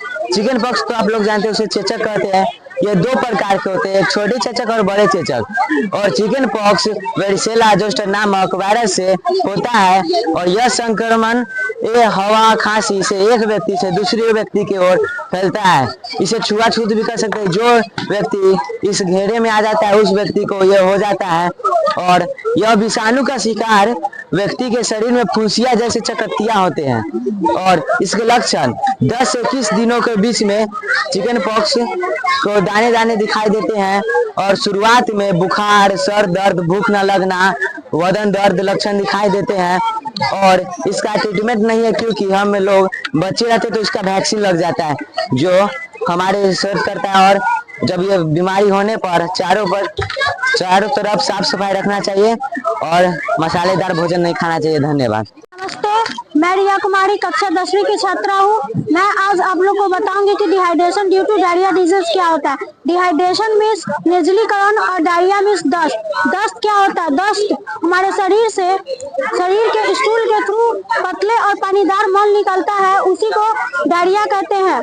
डायरिया कब होता है? जब हम भोजन और पानी गंदे ले लेते हैं, जिसके कारण हमारे शरीर में वायरस और बैक्टीरिया चला जाता है, उसके कारण ही दस्त होता है। और दस्त के कारण ही निर्जलीकरण होता है। निर्जलीकरण कब होता है? जब हमारे शरीर के अधिक से अधिक मात्रा पानी निकल जाता है और इससे कमजोरी महसूस होता है और इससे हमारे शरीर के डाइजेस्टिव सिस्टम खराब हो जाते हैं, ठीक से काम नहीं कर पाता है शरीर। और इसका लक्षण है फीवर होना, वोमिटिंग होना, स्टोमक क्रैम्प्स होना, मुंह सूखना, प्यास लगना इत्यादि ऐसे बहुत सारे लक्षण हैं। और ये सबसे ज्यादा बुजुर्गों और बच्चों में होता है। और इसका ट्रीटमेंट है ORS का घोल लेना, वाटरी फ्रूट्स खाना जैसे कि कुकुम्बर, वाटरमेलन, ऑरेंज इत्यादि ऐसे बहुत सारे फ्रूट्स हैं जो हमारे इस बीमारी में उपयोग है। और हमें सब अधिक से अधिक पानी का सेवन करना चाहिए। हमारे शरीर में लगभग 95% पानी की मात्रा होना जरूरी है। और हमें ऑयली फूड नहीं खाना चाहिए। ऑयली फूड से भी ये होता है, जिसके गैस बन जाता है और यह डायरिया होता है। नमस्कार, मैं नंदिनी कुमारी वर्ग 10वीं की छात्रा हूँ। आज मैं आप लोगों को लोअर रेस्पिरेटरी इन्फेक्शन के बारे में समझाने जा रही हूँ। लोअर रेस्पिरेटरी इन्फेक्शन एक ऐसा संक्रमण है जो वायु कोशिकाओं थलियों को प्रभावित करता है। यह तब होता है जब फेफड़ों के निचले वायुमार्ग का संक्रमण होता है। इसे अक्सर निमोनिया के नाम से भी जाना जाता है। यह जो है वायरस और बैक्टीरिया के कारण होता है। इसका लक्षण है बुखार होना, थकावट सा महसूस होना, कमजोरी होना, सांस फूलने लगना, सांस लेने में तकलीफ होना, ये सभी जो है लोअर रेस्पिरेटरी इन्फेक्शन का मुख्य लक्षण है। लोअर रेस्पिरेटरी इन्फेक्शन से बहुत तरह की बीमारी होती है, जैसे ब्रोंकाइटिस, ब्रोंकोलाइटिस, इन्फ्लुएंजा, निमोनिया, टैपेटिक, ये सभी जो है लोअर रेस्पिरेटरी इन्फेक्शन का मुख्य लक्षण है। इससे बचने के लिए हमें ज्यादा से ज्यादा तरल पदार्थ लेना चाहिए और एंटीबायोटिक का दवा लेना चाहिए और लोअर रेस्पिरेटरी इन्फेक्शन से पीड़ित व्यक्ति टीकाकरण भी ले सकते हैं। धन्यवाद। मैं उज्जवल राज इस विद्यालय के वर्ग 10वीं के मैं छात्र हूँ। आज मैं इस मेडिकल कैंप में मैं आपका स्वागत करता हूँ। मुझे सिरहोसिस के बारे में कुछ बोलने का मौका मिला है। सिरहोसिस जो होता है वो लीवर का डिजीज है। इसमें लीवर पर स्कार टिश्यू बनता है, जिसके कारण लीवर की कोशिकाएं डैमेज हो जाती है और लीवर काम करना बंद कर देता है। और ये होता कैसे है, इसमें ज्यादा नशा पानी करने से इसका लीवर टिश्यू जो होता है वो डैमेज हो जाता है और इसमें लीवर में जो एक्सेस फैट जमता है, इसके कारण लीवर टिश्यू डैमेज हो जाता है। और इससे कुछ लक्षण है, यहाँ पर आप देख सकते हैं।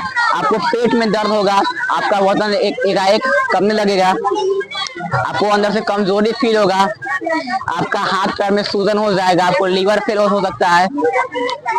और इसका इलाज करना तो मुश्किल है, पर हम इसकी लाइफ स्टाइल को चेंज कर सकते हैं, जैसे नशा पानी बंद करके, हेल्दी फूड लेकर, अगर आपको ओवरवेट हो गया तो अपना वेट कम करके और स्ट्रेस कम करके, रोज एक्सरसाइज करके हम इसका स्ट्रेस या फिर इलाज हम इसका ठीक कर सकते हैं। धन्यवाद।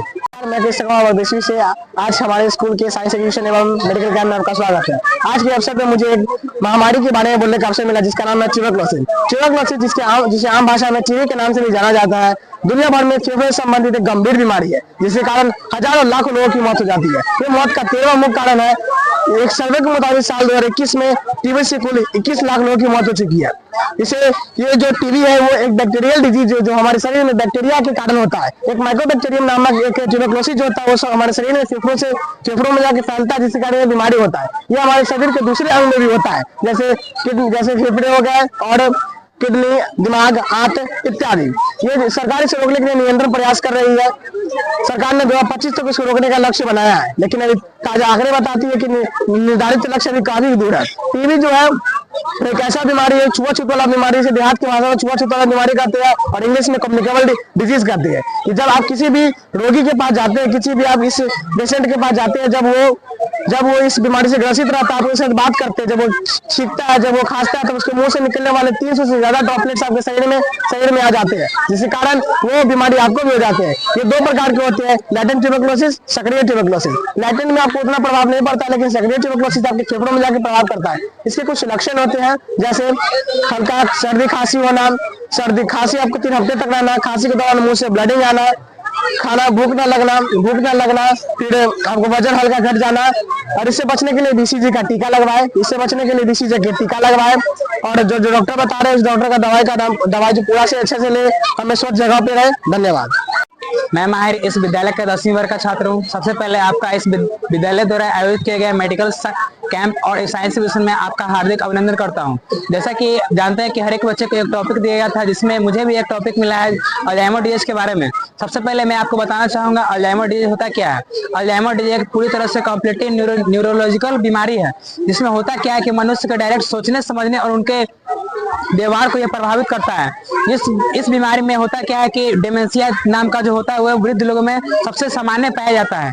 इस बीमारी में लोगों के मस्तिष्क में एक एमाइलोइड प्लस और टाउ टिंगल्स नामक एक्स्ट्रा प्रोटीन का जमाव हो जाता है, जिससे कि ब्रेन के सेल को वर्क करने में परेशानियां होती है और यह बीमारी होती है। यह बीमारी को सन 1906 में एलोइस अल्जाइमर के द्वारा सबसे पहले जांचा गया था एक मनुष्य के शरीर में। अब हम लोग जानेंगे यह बीमारी होती कैसे है।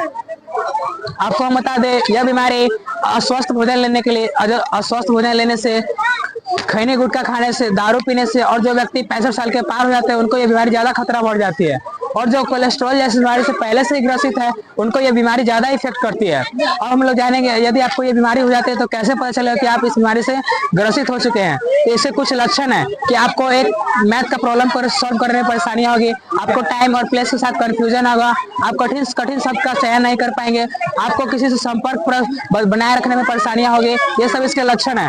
अब हम लोग जानेंगे इसका ट्रीटमेंट क्या है। इसका ट्रीटमेंट अभी तक कोई सटीक खोजा नहीं गया है, लेकिन कुछ मेडिसिन है जिसका यूज करके इसके लक्षणों को अस्थायी रूप से रोका जा सकता है, जैसे कि कोलेस्ट्रॉल और इनहिबिटर, ये दो ऐसे मेडिसिन है जिनके यूज करके हम इसके लक्षणों को अस्थायी रूप से रोक सकते हैं। और भी कुछ घरेलू उपचार, जैसे कि हम ब्रेन को एक्सरसाइज करने वाले ऐसे करेंगे जिससे कि ब्रेन हमारा तेज हो और यह बीमारी पूरी तरह से रोक सकता है। अतः आप सबसे अनुरोध है कि जब कभी भी आपको इस तरह के लक्षण का आपको आभास भी होता है, आप डॉक्टर से तुरंत कंसल्ट करें। धन्यवाद। से आज हमारे विद्यालय द्वारा आयोजित साइंस एग्जीबिशन और मेडिकल कैंप में आपका तहे दिल से हार्दिक अभिनंदन करता हूँ। आज मैं आप सभी को ब्रेन स्ट्रोक के बारे में बताने जा रहा हूँ। ब्रेन स्ट्रोक एक ऐसी बीमारी है जो भारत में लगभग 10 लाख लोगों को प्रति वर्ष मृत्यु के कगार पर पहुंचा कर आती है। यह बीमारी मस्तिष्क रोग है। इसमें मस्तिष्क में नस जाम हो जाता है, जिसके कारण खून नहीं पहुंच पाता है और दिमाग की कोशिकाएं धीरे धीरे मरने लगती है और व्यक्ति मर जाता है। इस बीमारी के कुछ लक्षण है, जैसे आपको सडन वीकनेस होगा, हाथ पांव कमजोर हो जाएंगे और देह हाथ में तनाव होगा। उसके बाद आपको सडन हेडेक आएगा और आप गिर जाएंगे।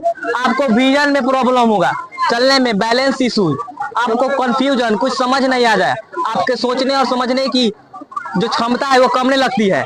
यह सब बीमारी होता है लैक ऑफ एक्सरसाइज, आपका व्यायाम कम करने से, ज्यादा अल्कोहल लेने से। और जो व्यक्ति के पास डायबिटीज जैसी बीमारी होती है उस व्यक्ति को ब्रेन स्ट्रोक 100% होता है और वो बचता नहीं है। लेकिन आज के तक मॉडर्न युग में डॉक्टरों द्वारा इसका सर्जरी कर हमारे ब्रेन में जो ब्लॉकेज होते हैं उनको रिमूव कर हमें ब्रेन स्ट्रोक से मुक्त बनाते हैं। हमें अपने इसको कम करने के लिए हमें अपने हेल्दी डाइट लेना होगा, एक्सरसाइज करना होगा और हमें जब भी माथे में दर्द हो तो हमें उसे हल्के में नहीं लेना है, उसे हम डॉक्टर के साथ संपर्क करेंगे और डॉक्टर को दिखाएंगे, इससे कि आपकी जो बीमारी होगा उसका पता चलेगा।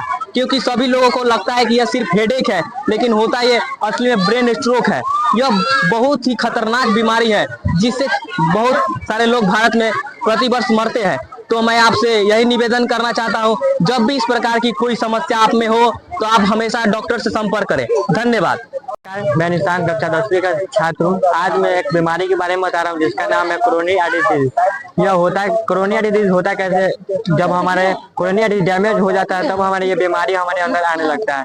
कोरोनरी आर्टरी डिजीज होता क्या है, जब कोई भी जब ब्लड हमारे अलग अलग शरीर तक ब्लड हमें पहुँचता है, अगर हम लोग बाहरी सामान खाते तो हमारे धीरे धीरे ब्लड के फैटी जम जाता है, जिससे कि हमारी अब कोरोनरी आर्टरी डिजीज बीमारी होने लगता है। इसका एक कारण है जिसके हार्ट अटैक होता है, इसे चेस्ट पेन इसका सिम्टम है ये सब, जिससे कि हमें बहुत सारी बीमारी है। और इससे हमें बचना कैसे है, तो हमें मेडिसिन लेना होगा, हरा साग सब्जी इस सब ज्यादा ध्यान देना होगा। इसको खाने पर सुबह पर एक्सरसाइज, स्मोकिंग नहीं करना होगा, नशे से हमें सब साफ दूर रहना होगा और हम अपना स्वास्थ्य को अच्छे से रख सकते हैं। धन्यवाद। नमस्कार, मैं आदित्य कुमार, क्लास 10th का विद्यार्थी। सबसे पहले हम आपको इस हमारे साइंस एग्जीबिशन और मेडिकल कैंप में बहुत बहुत स्वागत करते हैं। आज के इस दिन, आज के इस शुभ अवसर पे मैं अपना एक गंभीर बीमारी जिसका नाम डायबिटीज है उसके बारे में बताने जा रहा हूँ। डायबिटीज ये क्या होता है? डायबिटीज वह बीमारी है जिसमें आपका ब्लड में क्या होगा कि शुगर लेवल और ग्लूकोज लेवल बहुत ज्यादा हाई हो जाएगा। असल में शुगर को ही, सिंपल शुगर को ही ग्लूकोज कहा जाता है। इसमें क्या होता है कि हमारा ब्लड में कहें कि शुगर लेवल कंसंट्रेशन बहुत ज्यादा हो जाता है, जिसके कारण कि हमें डायबिटीज हो जाता है। दूसरा, इसका सिम्टम्स क्या है, क्या हमारे सिम्टम्स, हमारे शरीर में क्या सिम्टम्स आते हैं? मूलतः डायबिटीज के टाइप्स होते हैं, इसके आधार पे इसका सिम्टम्स आता है। 3 टाइप्स के डायबिटीज होते हैं, type 1 diabetes, type 2 diabetes, type 3 diabetes. हम डायरेक्ट इसके सिम्टम्स पे आते हैं, क्या होता है इसका सिम्टम। अगर टाइप 1 डायबिटीज है तो सीधे हम जान सकते हैं कि टाइप 1 डायबिटीज में क्या होगा कि हमारा फैट लॉस हो जाएगा। फैट लॉस होने के कारण क्या होगा कि हमारा वेट भी लॉस हो जाएगा, हमारा वजन कम जाएगा और साथ साथ क्या होगा कि हम वीक दिखने लगेंगे, फ्रीक्वेंट यूरिनाइजेशन होगा, बहुत ज्यादा पेशाब आएगा। इसका रीजन क्या होगा? तो चलिए इसके आगे बढ़ते हैं। टाइप 3 डायबिटीज के क्या सिम्टम्स है। क्या सिम्टम्स है इसका? तो इसमें क्या होगा कि आपको वीकनेस आएगा, विजन प्रॉब्लम होगा, आप देखेंगे तो आगे दूर की चीजें या पास की चीजें आपको धुंधलापन दिखाई देगी। और कई सारे सिम्टम्स आपके शरीर में आएंगे जो कि सीधे बताएंगे कि आपको डायबिटीज हुआ है, ठीक है। और इसके बाद बताते हैं मैं आपको कि डायबिटीज को क्या ठीक किया जा सकता है। तो जरूर ठीक किया जा सकता है, पर अगर ये फर्स्ट स्टेज में हो तब। इसका स्टेज तो नहीं होता है, लेकिन इसके शुरुआती तौर पे अगर आप इसको ठीक करें तो यह जरूर ठीक हो सकता है। अगर पहले शुरुआती में ही हम क्या करते हैं, इस पे कंट्रोल रखना पड़ता है। डॉक्टर के सलाह देने वाले कुछ दवाई है, जैसे हम आपको 2 दवाइयों का नाम बताएंगे, ऑर्डिनोर 5 mg और गैमिनोर 5 mg, ठीक है। ये दोनों दवाई अगर आप खाएंगे तो क्या होगा कि आपका डायबिटीज काफी हद तक कंट्रोल रहेगा। और दूसरा तरीका से आप भी कंट्रोल कर सकते हैं बिना दवाई खाए। आप अपने डाइट प्लान पे ध्यान दीजिए और साथ ही साथ अपना एक सुबह प्लेंटी ऑफ एक्सरसाइज जरूर लीजिए, ताकि आप रोज एक्सरसाइज करें तो आपको कोई भी मतलब डायबिटीज से ग्रसित कोई समस्या ना हो, आपका डायबिटीज आपके कंट्रोल में रहे। धन्यवाद। मैं मानवी वर्ग 10वीं की छात्रा, मेरा प्रोजेक्ट है लंग कैंसर। तो इस प्रोजेक्ट के माध्यम से मैं लोगों को अवेयर करना चाहती हूँ कि लंग कैंसर होता कैसे है, इसके सिम्टम्स क्या है और उससे हम बचाव कैसे करें। तो लंग कैंसर, जो कैंसर होते हैं उनमें सबसे कॉमन है, लोगों को ज्यादा लंग कैंसर से पीड़ित होना पड़ता है। और इसी लंग कैंसर वो होता है जो हमारा लंग्स है और इसमें जो ट्रैकिया से हम सांस लिए, और ये जो ब्रोंक्यूल्स इसमें डिवाइड हुआ और जो एयर हम आया हमारे अंदर वो एल्वियोली में उसको प्यूरिफाई किया जाता है, और वही जो उसमें वेस्ट आया है, जो जर्म्स आए हैं, जो वायरस आए हैं, वह कलेक्ट हो जाता है और वो कैंसर का फॉर्म ले लेता है। वो इन्फेक्टेड एरिया धीरे कैंसर सेल्स में कन्वर्ट हो जाता है।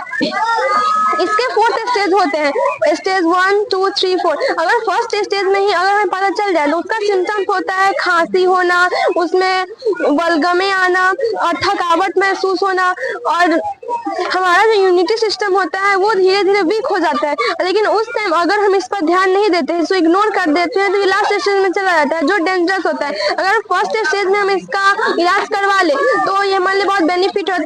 इससे ये होगा कि हमारा जीने के चांसेस और बढ़ जाएंगे, अच्छा इलाज हो सकता है, कम दाम में इलाज हो सकता है। और यही अगर हम इसको इग्नोर कर देते हैं, लास्ट स्टेज में जाता है तो ट्यूमर होता है, अलग अलग पार्ट्स में चले जाते हैं जो हमारे लिए हार्मफुल होता है, और ये डेथ का साइन होता है। तो इससे प्रिवेंशन होता है कि हम हेल्दी खाना खाएं, रोज एक्सरसाइज के अप्रॉक्स 30 मिनट हम एक्सरसाइज करें, और जो भी स्मोकिंग है उसको हम अवॉइड करें, बिल्कुल स्मोकिंग ना करें, और अपने बॉडी को मेंटेन रखें। और इसका जो इलाज में कुछ थेरेपी यूज होता है, जैसे केमोथेरेपी हो गया और रेडियोथेरेपी हो गया, रेडिएशन थेरेपी हो गया और सर्जरी हो गया, इसमें उस पार्ट का इलाज किया जाता है। और ये जो कैंसर है वो जेनेटिक होता है और ये हमारे नेक्स्ट जनरेशन में भी जा सकता है। तो इससे हमें खुद बचाव करना होगा। जब हम जानते हैं कि डेडली बीमारी है तो जो भी जिस चीज से ये होता है उससे हमें दूर रहना चाहिए। Thank you.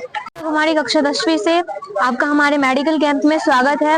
हमारा मेडिकल कैंप प्रोजेक्ट है डेंगू जो कि एक बहुत ही वायरल डिजीज है। डेंगू फीमेल एडीज इजिप्टी मच्छर के से फैलता है। डेंगू बहुत ही खतरनाक बीमारी है। डेंगू हर साल जो है पूरे दुनिया में 400 मिलियन लोग इससे पीड़ित होते हैं डेंगू से। डेंगू ज्यादातर ये बीमारी ज्यादातर ट्रॉपिकल रीजन में फैलता है, जैसे कि central China, Taiwan, east Asia, ये सब जगहों पर ज्यादातर ये बीमारी फैलता है। और ये बीमारी का लक्षण करीबन 4 से 6 दिनों में दिखाई पड़ता है और टाइम लग जाता है 10 दिन बाद भी इसका भी सिम्टम्स दिखाई देना पड़ता है। और ये जो है इसका सिम्टम्स ये होता है कि जब ये बीमारी होता है तब इसमें ज्यादातर सर में दर्द होने लगता है बहुत ज्यादा मात्रा में, और हमें फीवर होने लगती है, शरीर में बहुत ज्यादा पेन होने लगता है, जैसे आंखों के पीछे, बॉडी में, जॉइंट में, हड्डियों में, ये सभी में पेन होने लगता है। वोमिटिंग जैसा, नानुष्य जैसे प्रॉब्लम्स होने लगते हैं, शरीर पे लाल लाल धब्बे आने शुरू हो जाते हैं। तो इससे बचने के लिए हमें इसका इलाज है कि इसका अभी तक डॉक्टर्स के द्वारा कोई इलाज नहीं निकला है, लेकिन इसका घरेलू उपचार है कि जो ये इस बीमारी से मरीज होते बहुत कमजोर हो जाते हैं, तो इसमें मरीज को रेस्ट करने की ज्यादातर जरूरी पड़ती है। और इसमें जो है मरीज को ज्यादातर फ्रूट्स देना चाहिए और घरेलू उपचार जैसे पपीता के पत्ते को पीस कर उन्हें देना चाहिए, और पपीता के पत्ते और नारियल का पानी उन्हें देना चाहिए, बकरी का दूध, ये सभी उन्हें देना चाहिए। और ये बीमारी से ज्यादा हो सके तो इस बीमारी से बचे। इस बीमारी से बचने के लिए हमें अपने घर को अच्छे से साफ रखना पड़ेगा। उन्हें पानी घर के बगल में नहीं जमा होने देना है, पूरे अच्छे से साफ करना है उन्हें। और घर को हमेशा डिटॉल से साफ करते रहें, खुद को साफ करें, अच्छे से शाम के समय निकले तो पूरा फुल ड्रेस पहनकर निकले ताकि ये बीमारी ना फैले। धन्यवाद।